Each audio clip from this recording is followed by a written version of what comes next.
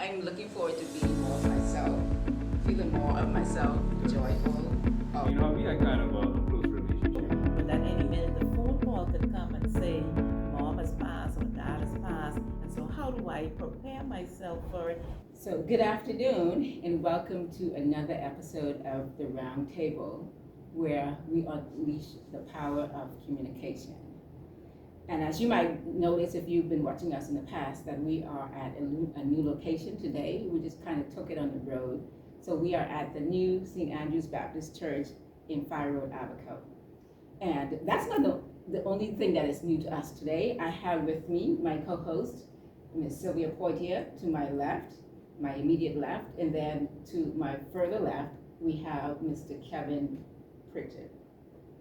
You want to say hello? Hello, everyone. Hi. So I know it's been a while since we've had a sit down. A lot has happened, and so since the holidays were coming around, we wanted to just take this opportunity to check in as we did last year to see how everybody's doing, and then just kind of is give you some nuggets, our audience, as far as how we grieve through the holidays.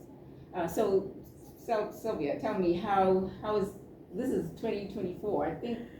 Can you remember the last time that we had the show? It was last year, just before Christmas, was it? That was the last time we did a show.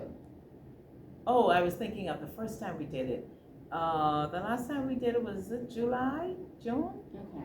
I think it was around June or July. The last time that we The did last time we did it. Okay. Yeah. And I know that we were planning to do one maybe around August. Yes. And then, so for those of you who have been following us, our second co-host was Ms. Valerie Brathwaite, and unfortunately, she passed away in September. And so we were supposed to do, it's so interesting that we were supposed to do a show before she passed away on friendships, and we didn't get to do it. But so I think that maybe after we're done with the show, that's the next thing that we're going to talk about. So, but we just wanted to catch up and just see how everybody's been doing. And so Kevin is Valerie's brother, and I know that I have had, even in this year, I've had a lot of losses. I had my sister-in-law to pass away in January.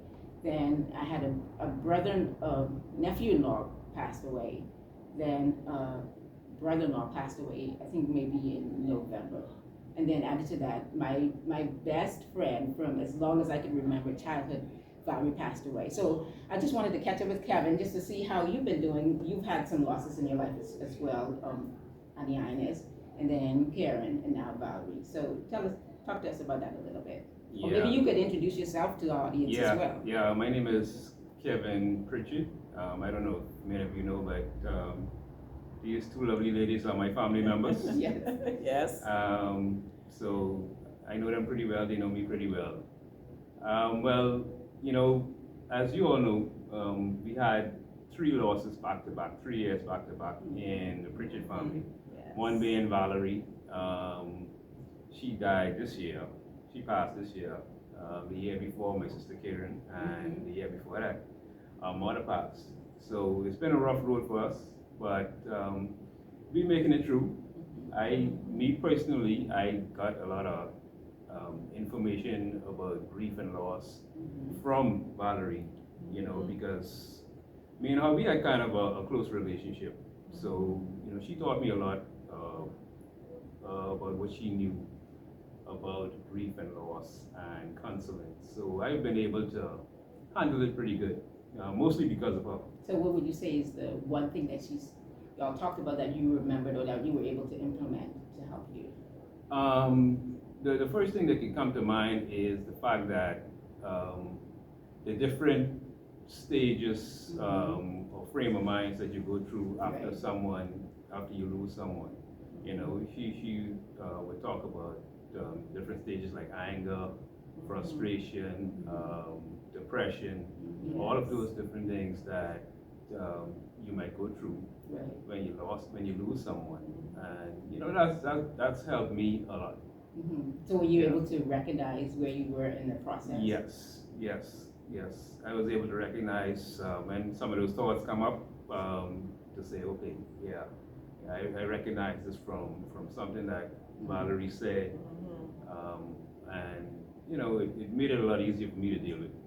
Right, but when it came to losing her, how did you deal with it, knowing that she was not here to support you? Right. So your support is now gone, and so I'm so sure she left something with you that you probably were able to support, to comfort the other siblings. And so how has it been since then? Yeah, well, like I say, because of stuff I learned from her, it made it a lot easier. So losing her, it wasn't as hard, I guess, as it would be if I didn't get some of the good information that she shared, you know? Right, right. So, you know, I've been handling it pretty good, and, you know, I feel like I have to honor her memory by really using the information she gave me to move forward and go on in life. Yes, excellent. And even within the grieving process, that's a big part of it, honoring the past or honoring what they meant to you, but then still adjusting to the present, and then also having a view of what the future looks like without them. And I know last year, for me, Christmas, she was able to be with me through Christmas, my first Christmas, without my husband.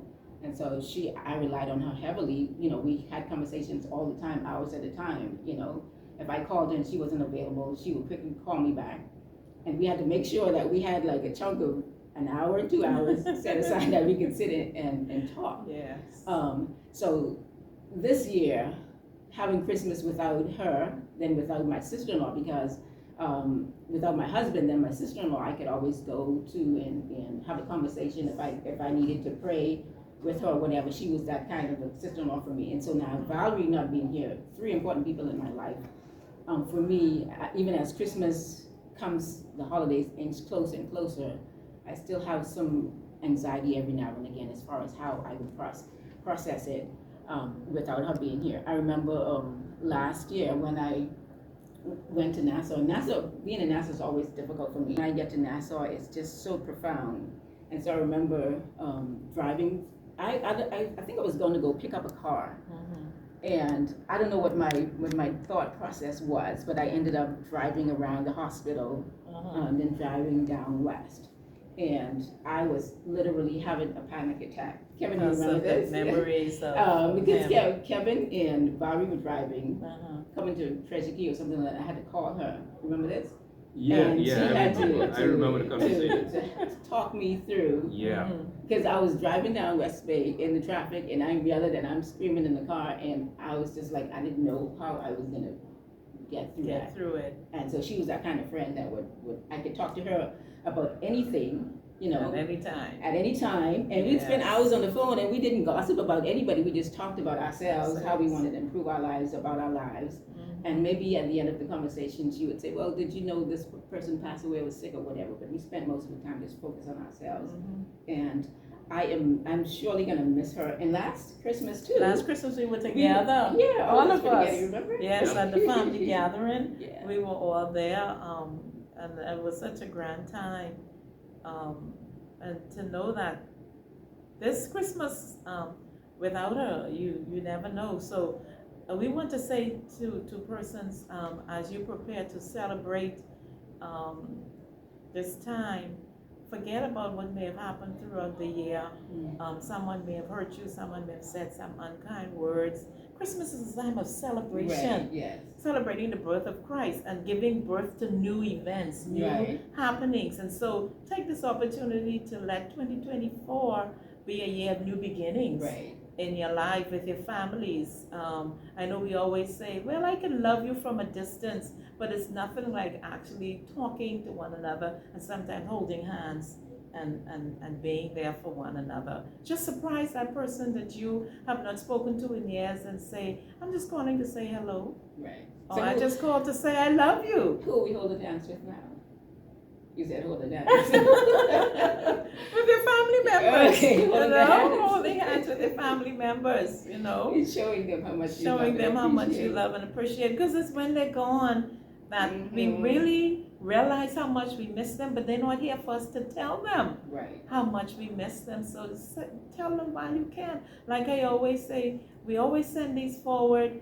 We would always send something when somebody else sends us. But isn't it good to know that you're going to send me a notice and I can hear your voice, Right. and you're so jubilant and you're saying hello? I would always remember that. And I could always play it back even after you're gone. Right. And so how important those voice notes are. Right. And you know, nowadays we live in the age where we have cell phones where we can keep all of those records. So those are like gold for me. Mm-hmm. You know, just be able to go and look through a text message and see what was going on in the day, or even hearing that voice. Yes.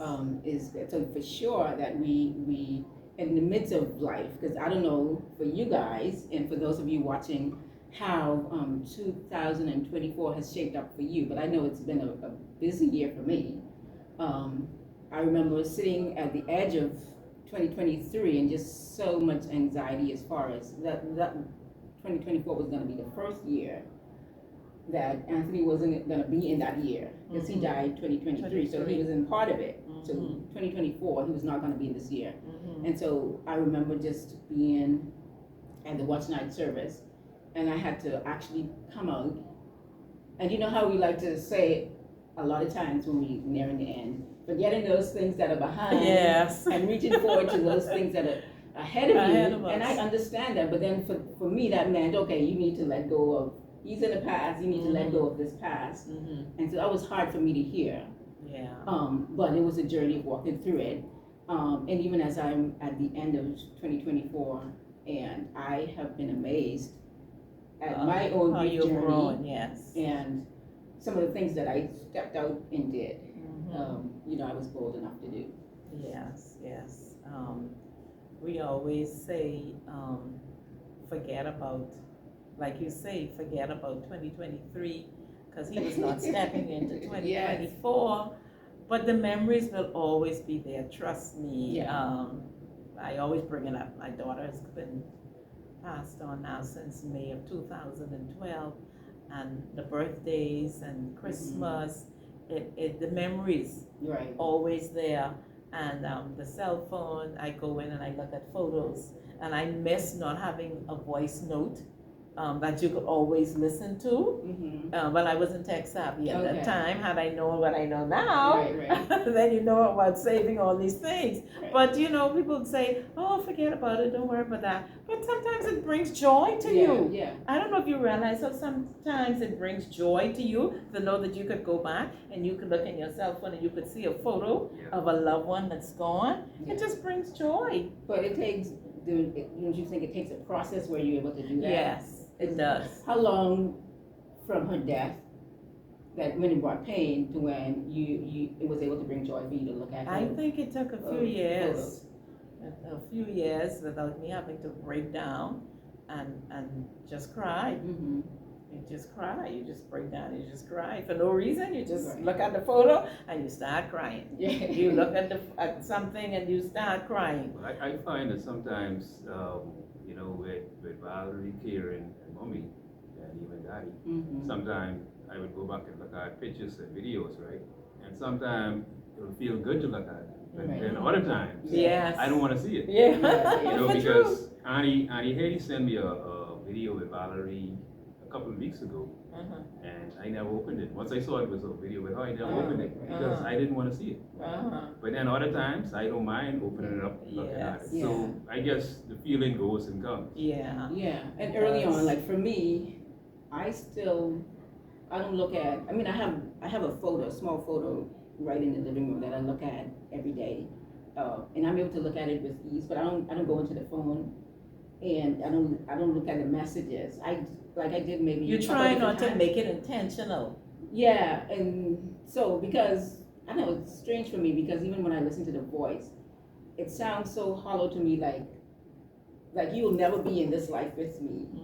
So I'm not at that space where I can look at the picture so much or listen to the voice, but definitely knowing that I have those, that when I'm ready for it, I can go and pull them out. Yes.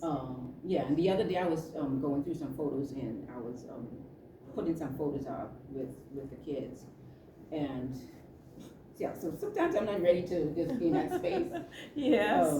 So Like, I don't know if you saw my little video clipping I did of my husband and I, our 35th wedding anniversary, which was December 2nd.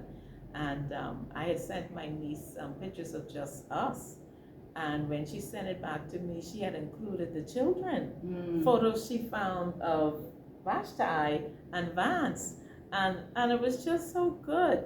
I don't know if you guys saw it, but it was just so good. I said, wow, she included them without me knowing. Right. And I was just surprised, and I called her and I said, thank you so much. It really meant a lot to look at it and say, 35 years, you had 2 kids, one passed away, but you have the photos there and the memories of 35 years later.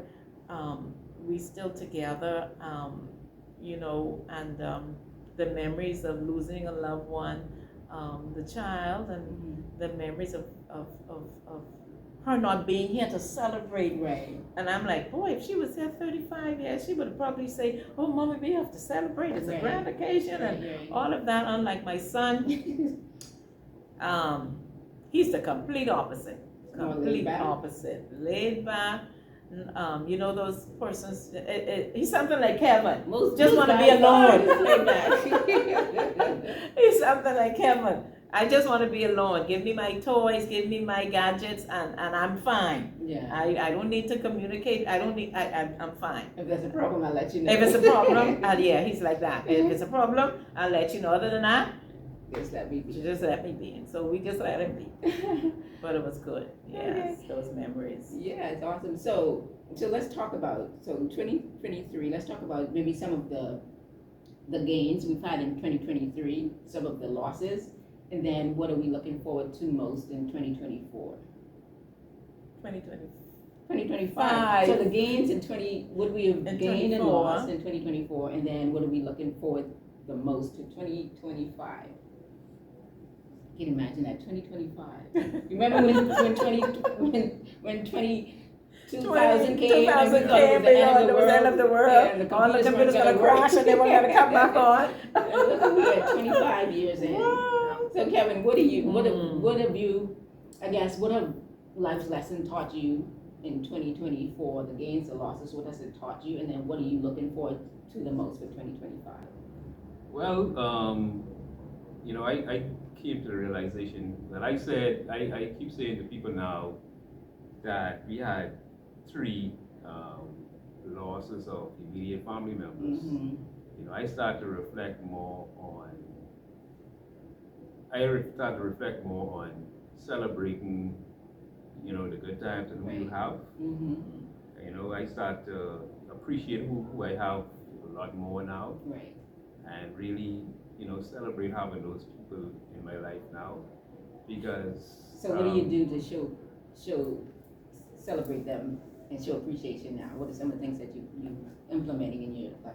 Well, to become more closer to people, you know, instead of, like she said, I probably something like by myself most of the time. Right. I'd rather be alone. Right. But, you know, I feel like I have become a lot more sensitive to relationships. Okay.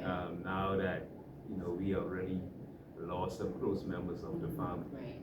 You know, so and moving forward, you know, it makes me, I feel more and inspired by you too, you and Sylvia. I'm more inspired to go ahead and follow dreams and passions more. You know, so you know, life kind of, if you look closely into the past and how death affects you and all of that, you should start to take some introspection and start to really focus more on your purpose and life on the whole, instead of just surface level selfish things. Yes. You know? Yes. So that's all I can say about that. Yeah. Yeah. Well, for me, I think I wouldn't say I'm more blessed than you guys are, but I'm still fortunate to have my parents alive, my mom and my dad, and they're my inspiration. They are the wind beneath my wings. As they should be. Yeah, and as I was looking at their photos the other day, and I said, wow, he's 87 and mom is 83. And I don't know if you like me on ZNS, I like to watch the death notices. You do. And I like to look at it and just see the age bracket that my parents are in, even those persons who are in my age bracket and persons who are at my daughter's age. And it's gonna forever be a journey of persons dying from 0 birth, 0 days to 100 days. It's a natural part of living. It's a natural path of living. There's just, and as they get older, I kind of brace myself to say, okay, I don't live on the same island as they do, but at any minute the phone call could come and say, mom has passed or dad has passed, and so how do I prepare myself for it? You could never prepare yourself for it, but I try to prepare for it because I don't want it to be like a dream. I wake up and did they call me and say mom really died, and then I just lose it? Because you just have to realize that as they get older, we always used to say the old must die, the young may die, but now everybody is dying. Yeah, because the thing is with that though, you don't know chronologically you could be this age, but you don't know how much days you have. Days on earth could only be 5. Right, exactly. So for me, I am preparing myself. I could go before them, but I'm just thinking as they get older, the steps get slower, that death could be around the corner at any time, and you just prepare yourself for it. Like I said, you prepare, but it's still the memory of losing. And so I look forward to this Christmas. We always say, oh, this may be your last Christmas with them, so let's celebrate. And so every day will be a day of Christmas for me to celebrate with them. So let me ask you a more pointed question. So as you prepare, the fact that they're getting older, they could be any day, what are some of the things that you're being more intentional about doing? Well, I call my mom, it's like we speak every day or every other day. I don't get to talk to daddy as often because mom is the talk in the family and everybody knows that. And so I purpose now that when I go for the holiday, Lord's willing, I'm going to take the time out to sit down and speak with him and talk to him and spend more time with him. Because it's always to be about mom. We just get so attached to mom, and I guess the girls. And so I have to take the time now when I go and say, okay, Dad, this means your day. Let's talk. I got to be intentional about spending time with him. I don't know why we let fathers just go in the corner and sit by themselves and we give all the love and appreciation to mom. But I think in most families, mom is always like just there, the one. Almost the nurturer, Yeah. Daddy there to fix things. Yeah. So I think they like that space. They like to. Yeah, but the mom is always that. Well, what about you? What are you looking forward to for 2025? Some of the things that may have happened in 24 that you would want to do different, and your purpose for 2025. Yeah, that's an awesome question. That's a big question too. But I specifically remember last year on my birthday, when my coworkers were just having a little celebration for me, and they asked me, what are you looking forward to the most for 2024? And I said to them that I wouldn't feel as so sad all the time, just this heaviness of grief all the time. Even if you had a little sunshine where I smiled for a little bit, laughed a little bit, but reality was you're in grief. And so when we celebrated my birthday just November of this year, and she, one of my coworkers was saying to me, said, well, I noticed, Renelle, you said you didn't want to be as sad. I noticed that you're not as sad, and I'm not. And so even for those people who are struggling in deep grief, it might have been just a couple months, a couple of days, that your significant other or a family member passed away, and just in that deep grief where you just feel like you're just going to be swept away by it. But I can report that it doesn't stay that way. Yes. So even though, I'm still have those moments, you know, when I can be triggered by a song, by anything, but I've already walked through it, and so I know that I can handle it. So the fact that I'm not in, and I remember those early days wishing I could just go to sleep and let it be 5 years, wake up 5 years later, and all of this is past without me having to do the work. Yes. But so now it's 18 months, and so I'm in a better space where I have more clarity. I'm so surprised of the strength that I've had. And I think even if Anthony came back, he wouldn't even recognize who I am anymore, because of how I've had to grow on my own. And so for me, 2024 was exciting. We were able to, I was able to work with some women on their grief journey, like through a masterclass for like 6 weeks. I think we did some sessions. Then I was able to, we were able to host the first annual grief and loss retreat in September. Valerie was supposed to be on the retreat, and I said, "Girl, I want to be you're not my friend anymore. How can you die before my retreat?" And I wasn't able to attend her funeral, and so I still need to find closure for that, because I just keep kicking the can down the road. One day I'll deal with it, and I haven't really fully dealt with the fact that she's not here anymore. So I was able to do that, host the first retreat. We had like 18 women. Oh, wonderful. And the interesting thing is we had women in their 30s, 40s, 50s, 60s, women in their 70s. The oldest lady was 76 years old. Oh, wow, okay. And we had some awesome conversation, awesome food. And so we're gonna host another one in April. Okay. And then so you guys know I'm a therapist, so I've been doing that part-time as I work a full-time job. And so even with that, I've had like up to 7 clients in the evenings. So I've been doing a lot, and so now I'm exhausted. Can you tell? Yes. But you find joy in being able to share with the other women and other persons who have had losses, because you as a therapist, because you've gone through some things yourself, you can understand. Because like when someone dies, we would say to them, "Well, I've never lost a mom, so I really can't say how you feel." Right. I've lost a daughter, so I can say to someone, I kind of understand how you feel. And so because you've gone through some losses, you're able to help persons understand. And even so, even if you didn't, because the word of God is in you, and as Christians, we're able to, from the Bible perspective, be able to encourage persons along the way on their journey, even if we ourselves didn't just experience a personal loss, like we always talk about. And I think I don't like that question anyway. Like how a lot of times we say, "Well, I can't even imagine." I don't need you to imagine, because you can't. And even if you did, it probably wouldn't be the right thing.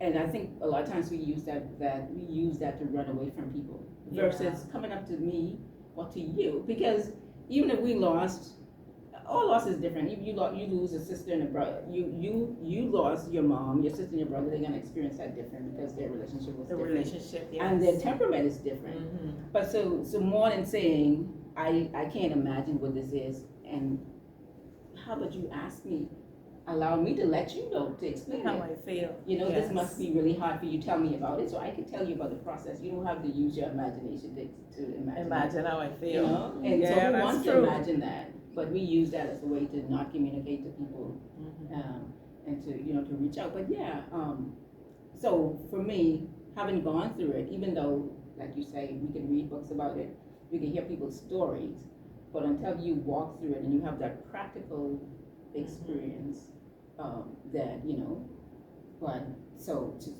it's, I don't know, it's a process. Yeah. You tell us when we're going there. You tell us when we run out of time, right? Yeah. If it doesn't matter, just Yeah, let it because flow. he'll clip it. You clip it. Oh, Just let it okay. flow. Okay. So- All right. So what am I looking forward to finish answering your question? What am I What are you looking forward to? What was it? What you looking forward to in 2025?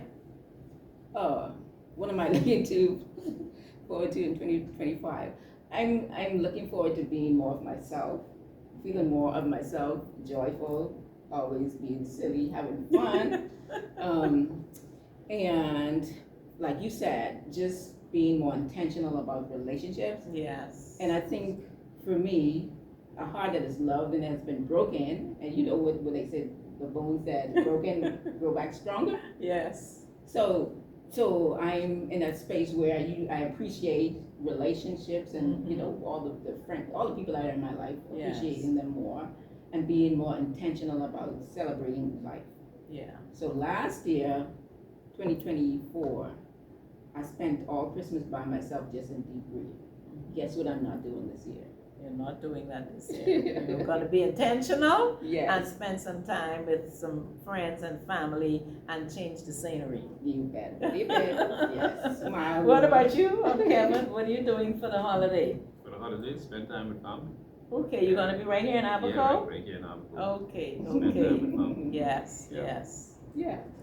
So as we wrap up, time to wrap up, Kevin. How long have we been on here? We've been on for 5 minutes, eh? Just about 30 minutes. That's all right? Wow, feels like, So we have some, so what we talk about? We're just excited that we're starting again. We're hoping that we can, our talk today has encouraged somebody, open their eyes to something, enlighten them in some way or the other. You wonder, well, why are they always talking about grief? And because it's a daily thing. It's something that we all go through every day. So it's like, don't let your dreams die. Don't let your whatever you have on your mind, your plans, your ideas. We know God has plans for us, but we also have to step out there and make our dreams a reality. Yeah, and I think for every loss and every ending, there's a beginning, right? Yes. So even as we experience loss, because the fact is, men born of women are a few days full of sorrow, but we're gonna die. And even I think about this all the time, how in our marriage vow it says, until death do us part, right? And then so when death comes, we can't accept that that's what it is. That's what it is. And so just the fact that it's a part of life. If they don't die, somebody's gonna die. You go first, whatever. Yeah. But just being able to appreciate what you've had and who I am, because I wouldn't be who I am if I wasn't connected to Anthony, right? And just appreciate all that he's brought to my life. Yes. But even as I celebrate that and I honor that I have more life to live. Yes. And so a part of this process for me has been finding myself, finding where did he end and where did I begin? Because we've been together so long. It's like, I think about this, the story of the lady who put the gorilla glue on her head. Tell us about that. I've never heard about that. Yeah, you know that. She did? She did? I think she was putting a cap on her hair or something like that, and she put the gorilla glue on her hair instead of the wave glue. So I'm saying, like, in a marriage, you've been married for 32 years. It's like we were glued together, like gorilla glue. So imagine when he passes, and I'm trying to find out what part of me is him and what part of me is myself. Yeah. And so that has been the journey. And so even as I get closer to who I am, my authentic self, I find more joy, more happiness, more purpose, and that I can do this by myself. Yep. Joy comes in the morning. Yeah, so maybe it's morning. It's morning. Joy comes in the morning. Yes. Our morning has come.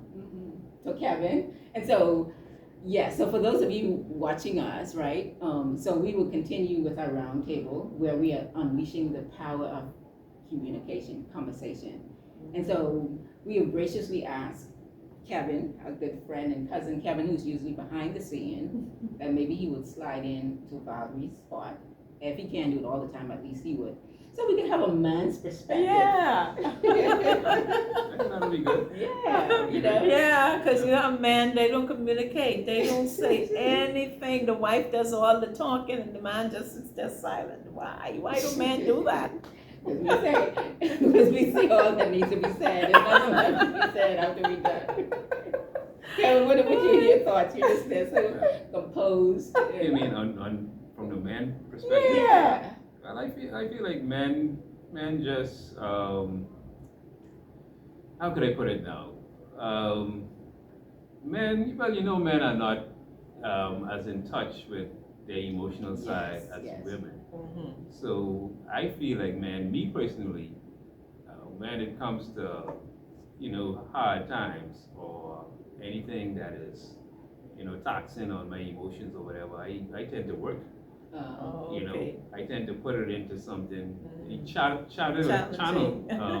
channel it into something else. That's what I tend to do. Okay, so then you work it out physically, but you don't talk it through. Yeah. I mean, me personally, I'm not a psychologist, but me personally, I feel like men can express themselves through action more than talking things up. Yeah. Women like you could sit and chat Women it could up just all sit down day. and talk all about it all day. I think they say women speak 2,000 words more per day than men. Probably we proved that today, right? Yeah. Yes. Okay. But I think it would be a joy to have you and be able to come with us, and Yes. for sure. So we would have some more hot topics and some very good topics. We won't always talk about grief and loss, but I think the next conversation that we're going to have is going to be around platonic relationship just between friends. And then I think the next one, maybe I'll have to sit it out, maybe Kevin has to sit it out too. We're going to talk about intimate relationships. Sylvia would be So I'll have to be the host, expert, and have some other person say. Yes, We'll so see. Definitely, we want to go in that direction. So Yes. So it's been a joy to start up again. Yeah. And I can't wait for us to get on a regular schedule. And so thank you for those of you who are watching. So we look forward to you joining us again on another episode of The Round Table, where we are unleashing the power of conversation. Thank you. Thank you. Bye-bye. All right.